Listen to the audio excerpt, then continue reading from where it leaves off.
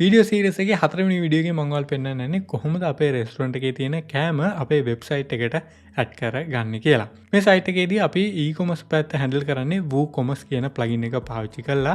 මම හිතනවා Woocommerce කියන දන්නවා ඇති කියලා. විශේෂයෙන්ම WPSinhala channel එකත් එක්ක ඉන්න කෙනෙක් නම් අලුත් කෙනෙක් නම් Woocommerce කියලා කියන්නේ අපිට අන්තර්ජාලය ඔස්සේ බහන්න විකුණන්න පුළුවන් වෙන විදිහට අපේ වෙබ්සයිට් එකට e-commerce functionality ලබා දෙන ප්ලගින් එකක්. ඔයාලට මතකනේ අපි starter template එකක් import කරා අපේ වෙබ්සයිට් එකට. ඒකෙන් තමයි දැන් අපි ගියොත් එහෙනම් අපේ සයිට් එකට මෙන්න මේ look එක හම්බුනේ ඒ අපි import කරගත්ත සයිට් එකෙන්.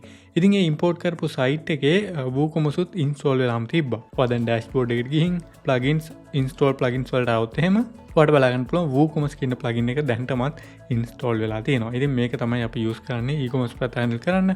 settings කියන එකට එන්න මෙතනින්. ඊට පස්සේ මෙතන help කියන තැන උඩ click කරලා මෙතන setup wizard කියන එකට එන්න.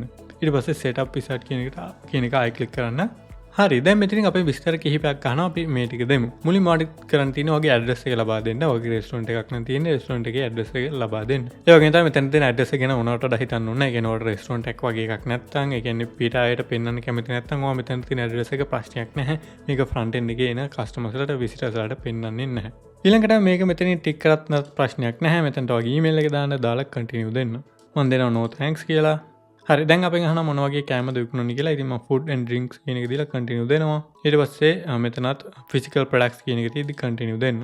ඊට පස්සේ අහනවා මෙතනින් අපි products කීයක් වගේ sell කරනවද කියලා. ඉතින් මෙතනට ඔයා බලලා දෙන්න. ඔයාගේ website එකට දාලව හරියටම හරි වෙන්න ඕනේ නැහැ. මෙයාලා server එකකට වගේ අහන්න. ඊට පස්සේ මම මෙතනින් මේක untick කරලා continue දෙනවා. හරි ඊට පස්සේ මෙතනින් continue with my cadence theme කියන active theme කියන එක දෙන්න.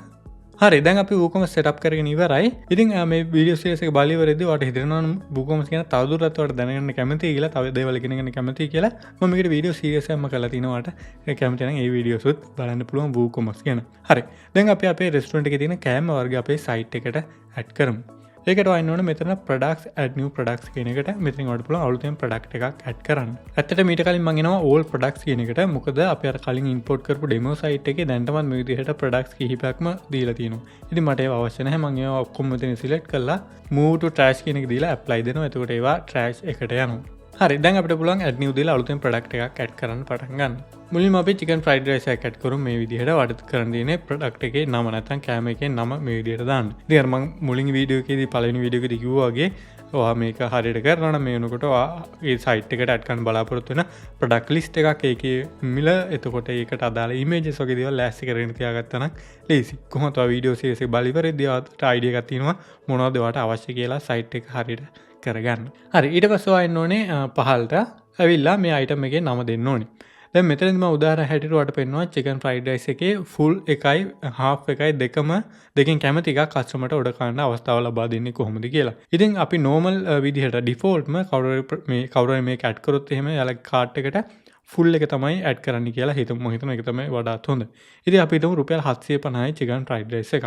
rice කොත්තු කියන අතර මේ දවස්වල දින දිනම ගණන් යන දෙයක්. අනිත් හැම දේවල් වගේම අමතක නොකර පහලින් කමෙන්ට් එකක් දාන්න ඔයාලගේ ප්‍රදේශයේ කීයද සාමාන්‍ය chicken rice එක ගණන් කියලා මේ වෙනකොට. හරි. ඉතින් අපි මෙතනට මිල දැම්මා. ඊට පස්සේ අපි add කරන්න ඕනේ category එකක්. දැන් අපේ restaurant එකේ එක එක වර්ගයේ කෑම තියෙනවනේ. meals තියෙනවා. එතකොට ඒකට අපිට දාන්න පුළුවන් noodles එතකොට fried rice මේ විදිහට. තව soft drinks තියෙනවා. එතකොට dessert මේ විදිහට එක එක වර්ගයේ කෑම තියෙන්න පුළුවන්.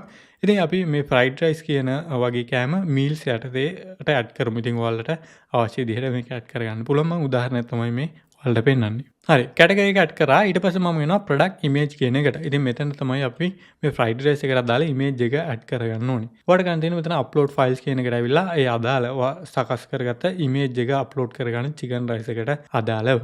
ඉතින් ඔයා ටෙස්ට් එකට මේක කරනවා නම් මම කලිනුත් කිව්වා වගේ පහළ description එකේ දාලා තියෙන link එකෙන් ගිහලා මේ images ඔක්කොම ඔයාලට download කරගන්න පුළුවන්. හරි මම මෙන්න මේ විදිහට image එක add කරගත්තා. ඊට පස්සේ set product image කියන එක දෙන්න. දැන් අපි අපේ product එකක් add කරගෙන තියෙනවා. ඉතින් හරිම ලේසි. title එක දැම්මා. මෙතන price එක දැම්මා. මෙතන අදාළ category එක select කරා.